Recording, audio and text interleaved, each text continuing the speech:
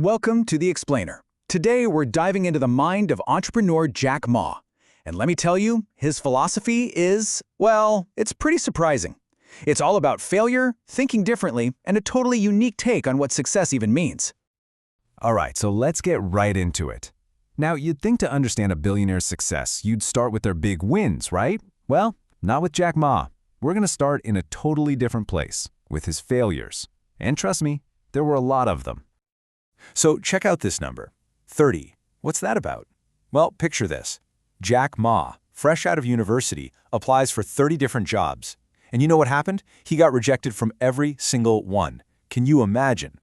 Okay, so you think that's rough? He also applied to Harvard. Not once, not twice, but 10 times. And yeah, you guessed it, rejected every single time. He basically said he just wanted to prove to himself that he'd given it a shot. But this next one, really tells the story.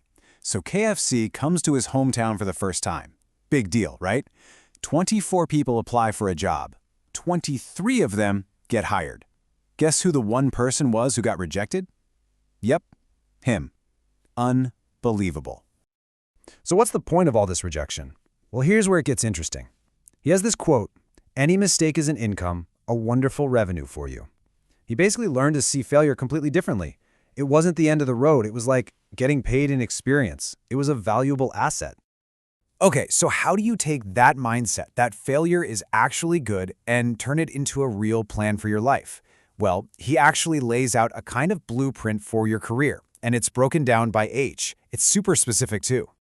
So here it is. He says, before you're 30, don't worry about being the boss. Find a great mentor in a small company and just soak it all up. Learn about passion. Then, from 30 to 40, that's your time. If you want to be an entrepreneur, go for it. 40s to 50s, stick to what you're good at. Don't go chasing shiny new things. And then, as you get older, from 50 to 60, it's about paying it forward. Work for the young people, invest in them. And after 60, it's your time. Hit the beach, relax. You've earned it. You see the theme here, right? Especially for anyone who's, say, 25. His advice is basically, go make mistakes. A lot of them. Don't worry about it. You fall down, you get back up. You fall again, you get up again. He actually says to enjoy it. That's the real learning process. All right, so we've got this foundation of embracing mistakes. But how does that build something as massive as Alibaba? What's the actual philosophy that created this global empire?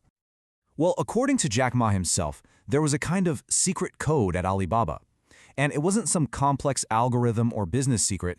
He says it was something really simple that drove them from the very beginning. So what was it? This was the code. Keep your dream alive because it might come true someday. That's it. It wasn't about the tech. It wasn't about the money. The real power, the engine of the company, was that everyone on the team shared this same belief. They all had the same dream. And he takes this idea and just completely flips the script on how you're supposed to run a business. He calls it his religion. That's how seriously he takes it. And here's what that religion looks like. Number 1, customers. Always. Number 2, employees. And way down at number 3, shareholders. His logic is simple. Customers pay you, employees create everything. He says when things get tough, shareholders are the first to bail. But your customers and your team, they're the ones who stick around. So where do you find a billion-dollar idea? According to him, you look for the complaints. Seriously, opportunity is where people are complaining. It's in the ideas that everyone else thinks are dumb. He says if everybody agrees with you, there's no opportunity left.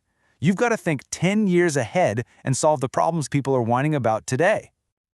Okay, so we've seen the struggle, the career path, the business philosophy, but what about the payoff? What does all this success actually mean for living a good life? His answer, well, it's probably not what you're expecting. What we see is the rich, successful global icon. But what he regrets is pretty much all of it.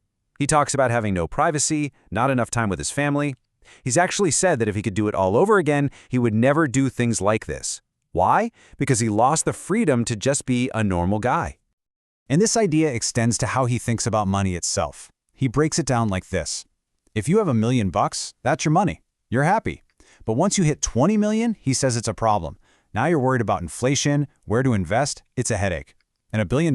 Forget it. That's not your money at all. That's society's trust. It's a responsibility they've given you to manage that wealth for the greater good. So after all this, the failures, the success, the regrets, what's the big takeaway? What does he want you to remember? What's the greatest asset you have right now? It's simple. Your greatest asset is that you're young, period. And his advice is, don't be the one complaining. Let other people complain. That's where you'll find your opportunities. Learn to think for yourself with your own brain. And most importantly, help other people. Because he's adamant, when you help others become successful, you will be successful. It's that simple. And that brings us to his final piece of wisdom, and I think it's the perfect way to wrap this up. He says, tomorrow is new, enjoy the show.